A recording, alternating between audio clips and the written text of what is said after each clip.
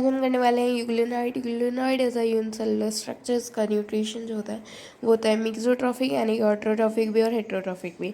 Autotrophic in the presence of light, heterotrophic in the absence of light. Motile होता है, flagellated होता है। Flagella है तो मोटाइल भी ऑफकोर्स होगा। तो फ्लैजिला से ही बात करते हैं, तो ये फ्लैजिला दिख रहा है। तो फ्लैजिला इज बेसिकली स्टिकोनिमेटिक होता है। इसमें स्टिकोनिमेटिक यानी कि एक साइड प्रोटीन लेयर की डिपोजिशन है इसमें। तो फ्लैजिला जो है देखो यहाँ से अराइज होता है। दो फ्लैजिला होते हैं, जो लार्जर वाला होता है वो तो मतलब बाहर निकल जाता है, और जो शॉर्टर वाला होता है वो लार्ज वाले में फ्यूज़ हो जाता है। और जहाँ पे ये फ्यूज़ होते हैं उसको हम कहते हैं पैराफ्लैजिलर बॉडी, ठीक है। और जहाँ से ये निकल रहे हैं देखो, तो उसको हम बेसल बॉडी कहते हैं। जहाँ से फ्लैजिला अराइज होते हैं उसको बेसल बॉडी कहते हैं। अब ये जो पैराफ्लैजिलर बॉडी है इसके जस्ट पैरेलल में एक स्ट्रक्चर है जिसको हम आई स्पॉट कहते हैं। आई स्पॉट का काम होता है, लाइट सेंसिटिव स्ट्रक्चर है, ठीक है। लिपिड्स का बना हुआ होता है, इसमें एक पिगमेंट भी होता है एस टेक्सोंथिन, जो कि इसको क्या करते हैं, लाइट की तरफ मूवमेंट करवाने में हेल्प करते हैं। अब लाइट की तरफ जाएगा तभी तो ये ऑटोट्रॉफिक बनेगा। तो these are the light sensitive structure.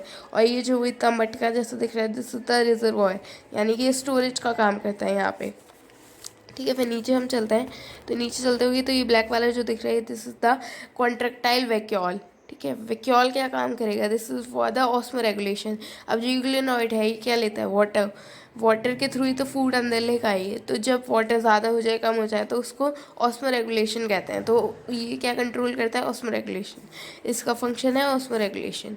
Then we have this, ये जो दिख रहा है आपको दिस इज द क्लोरोप्लास्ट, जिसकी वजह से ये फोटोसिंथेसिस करवाता पाता है। क्लोरोप्लास्ट में कुछ पिगमेंट्स होते हैं जैसे chlorophyll A, chlorophyll B, Xanthomonas और बीटा कैरोटिन, ठीक है। फिर ये जो रेड रेड बीच में दिख रहा है this are the reserved bodies. इसके बाद होती है पैरामाइलॉन यानी कि 1,3 ग्लाइकेन, जिस मतलब एक टाइप से स्टार्च कह लो आप, जिससे ये एनर्जी लेता है, ठीक है। फिर न्यूक्लियस जिस मतलब जो पूरा इसको कंट्रोल करता है, कमांड करता है।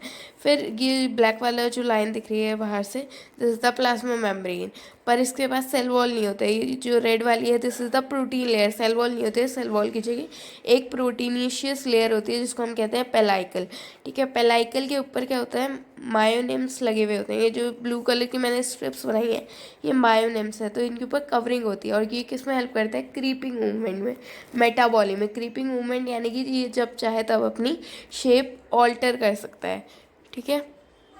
एंड द लास्ट इज जब एडवर्स कंडीशन हो जाए तो ये सिस्ट फॉर्मेशन भी कर लेता है पैरानेमा स्टेज में, ठीक है। Thank you so much.